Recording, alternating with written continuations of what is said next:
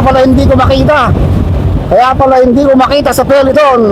Tumakas na pala, pumuga na pala yung ating bronze medalist ng Southeast Asian Games, Ronald Duranza. Uy, nako, parang lumalapit yung grupo. Tuwidingit yung grupo Yung ating dalawang sa ikot, nagpupumilit na kumawala. Ito na mga kaibigan, tingnan kung aabot itong si Ninyo Leme.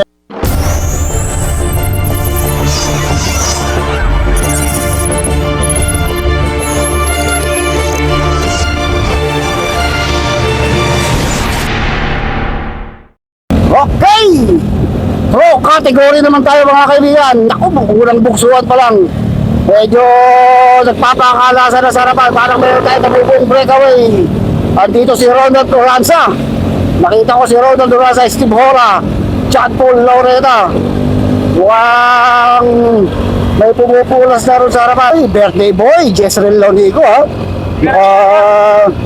gustong pumaharap. Dito rin si Warren Bordeos. Ito si John Paul Laureta. Dito lang sa likuran. May mga pumupulas na tayo sa harapan Parang meron tayo nakikitang breakaway.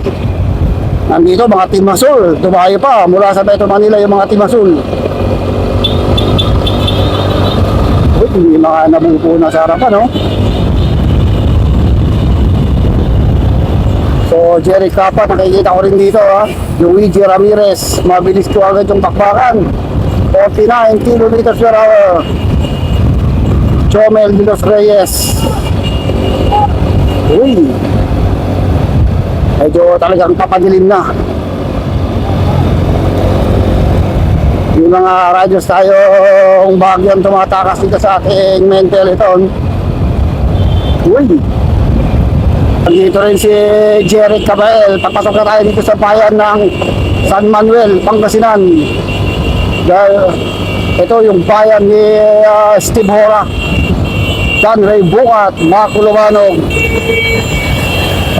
Jingo Tabayoyong. Taga rito yung mga yan Maraming mga pro cyclist dito sa San Manuel Alpi Catalan, taga rito rin yun. Aidan James Mendoza, of course. Jomar Laboy and Daryl Dulatre andito rin sa peloton. Harley Fernandez. Medyo nagpapakiramdaman dito. Ninyo rin, nakikita ko rin dito. Mabilis yung takbuhan 50 plus 52, 51. So ang daming nanonood dito Talagang home of pro cyclist itong San Manuel, Pangasinan.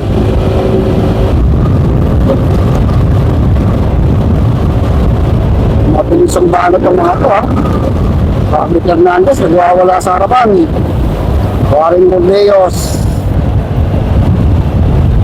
So parang may breakaway ako na amoy. Parang may breakaway. Hindi ko nakikita dito si Ronald Duranza Uy, Josh White pa ata.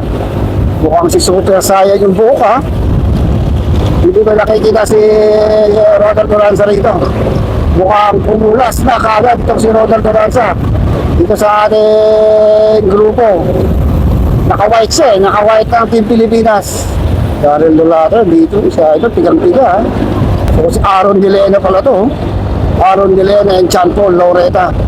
So wala nga rito si Ronald Duranza. Mukhang nasa breakaway na Tignan natin mga kaibigan. Mukhang nasa breakaway na itong si Ronald Duranza. Mga sa kaliwa si Jerry Capa. Gustong salubungin yung truck. Uy, sabihin angat na naman itong si Luigi Ramirez. Habang nag-aangatan, walang papagsak. Papagsak ang ulan. Ito na sinasabi ko mga kaibigan masasalubong natin yung ulan. Advance Ito kaya yung ating breakaway si Jerry Capa o meron pa tayong breakaway sa harapan. Tignan natin kung meron tayong breakaway. Kaya pala hindi ko makita sa peloton. Tumakas na pala, pumuga na pala yung ating bronze medalist ng Southeast Asian Games, Ronald Duranza. Almost 500 meters lang nilalabag ni Ronald Duranza doon sa ating peloton. Mabilis ang kanyang takbo. Tingnan yung mga kaibigan, 58, 59 kilometers per hour. Grabe ang sagad itong si Ronald Duranza. Mukhang nabitin ito sa Southeast Asian Games. Nabitin sa SEA Games. Tumirado na naman dito sa Capas, Binalona Cycling Race ang ating idolo Ronald Duranza. Grabe yung lakas ha, 50, 60 pa oh. Ganito kaya yung takbuhan nyo doon sa team time trial, 59, 60 kilometers per hour. 500 meters, talagang mahirap pa rin talunin ng mga amateur o mga nagsisimulang riders ng mga pasbata. Itong si Ronald Duran sa mga kaibigan. Grabe yung diinan nyo, 58, 59. Ginawa yung team time trial to ha. Grabe pumigay itong si Ronald Duran sa. Tignan nyo mga kaibigan ha. Tignan nyo kung gaano kabilis yung pigaw niya. Ayan mga kaibigan. 50, 60, 59 kilometers per hour. Ginawa yung team time trial. Itong laro dito sa Capas, Binalonan, Pangasinan, solo breakaway. Ang ating idolo, ang Southeast Asian Games bronze medalist. Itong si Ronald Duranza mukhang nabitin sa Southeast Asian Games ha. Kumbirado na naman dito sa Pangasinan cycling race. Itong si Ronald Duranza. Mabilis ang sikat, hindi nagbabago. Kanina ilan? 58, 59. Ngayon tignan nyo. 57, 59 kilometers per hour. Grabe po bigay ito si Ronald Duranza ha. Solo breakaway. Okay, kailangan natin i-congrats ito bronze medalist ng Southeast Asian Games si Ronald Duranza dahil napakalayo na kayang nagwat doon sa ating main peloton. Almost 1 kilometer ng lamang ni Ronald Duranza. So congrats na lang dito sa ating kababayan from Villas East Pangasinan, Ronald Duranza ang champion sa 4th edition ng Christmas Capas Race dito sa Barangay Capas, Binalonan, Pangasinan. Yun, congrats idol. Uy, nako, parang lumalapit tong grupo, ha. Parang lumalapit tong grupo doon kay Ronald Duranza, mga kaibigan. Uy, si idol. Naubusan na ng gasolina. Uy, naubusan na rin si idol, ha. Uy, San Paul Loretta, dito lang sa likuran. Medyo nagpupulasan dito sa ating main peloton. Bumibilis ha. Baka madikit pa itong si Ronald Duranza dahil mabilis yung takbuhan nitong ating peloton.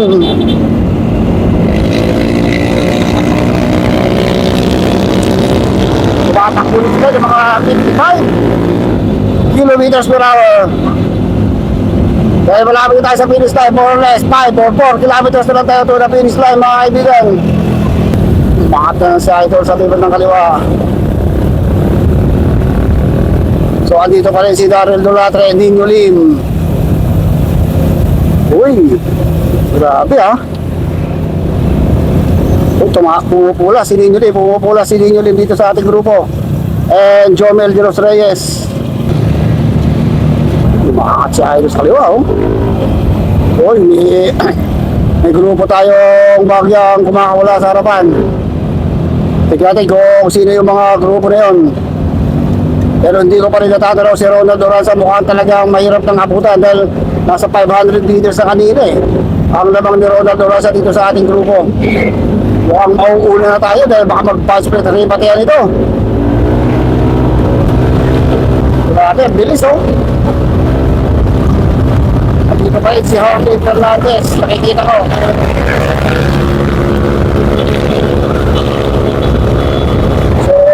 Ating birthday boy, ayan pa si Daryl Dolatre. So may mga kumawalang grupo, may mga kumawalan dito si Jerry Capua, Jomar Laboy, Nino Lim. Dumidingit yung grupo isang Team Azul at dito din Daniel Fariñas. Uy, ito pala si Roderick Acosta. Tama na, bumupulas itong si Nino Lim ha. Bumupulas itong si Nino Lim. May kumakawalan tatlo ha. Daniel Fariñas, Nino Lim, itong si Ruben de la Cruz. So, bagyang pumulas ito doon sa ating peloton pero nasa likod lang nila yung ating peloton. Ito na, mukhang nauubos na rin itong si Nino Lim. Talagang bakbaka ito dahil last 1 kilometer to the finish line na lang tayo mga kaibigan. Ayun lang yung ating peloton, ayun lang. Nasa likod lang yung ating peloton, malapit lang. Pero Ronald Duranza, tadya ko, panalo na talaga si Ronald Duranza. So ito yung ating dalawang sa group. Ito yung ating dalawang sa group, nagpupumilit na kumawala. doon sa ating peloton. Tingnan natin kung kakainin pa sila ng ating peloton. Gas, mga 900 meters to the finish line na lang tayo mga kaibigan. Daniel Barinas and Nijolim, mabilis sa kanilang takbo, 49 kilometers per hour. Ako, tumitikit pa yung ating peloton. Ito lang yung ating peloton mga kaibigan, ito lang. Mukhang makakadikit kaya itong peloton. Madidikit pa kaya itong ating dalawang breakaway or ito lang, medyo nagpupulasan dito sa peloton. Nagbabanatay itong ating peloton mga kaibigan. Ito na, malapit na mga kaibigan, malapit na Nijolim and Daniel Barinas. Tignan natin kung makakadikit pa yung peloton sa likuran. Last 700 meters to the finish line for Nijolim and Daniel Barinas. Dito tayo, advance na tayo sa harap. Okay, advance na kami. Ang ating champion, Southeast Asian Games bronze medalist solo breakaway, Ronald Oranza. Ito na mga kaibigan, tignan kung kaabutan itong si Nijolim. Ayun na mga kaibigan, 1-3 Matya, hindi na ako si Daniel Barinas. Ito na, Matya dito sa likod. Wow!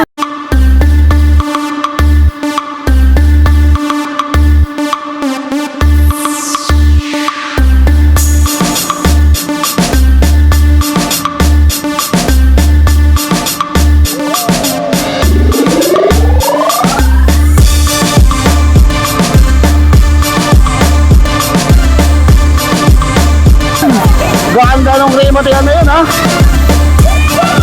Grabe.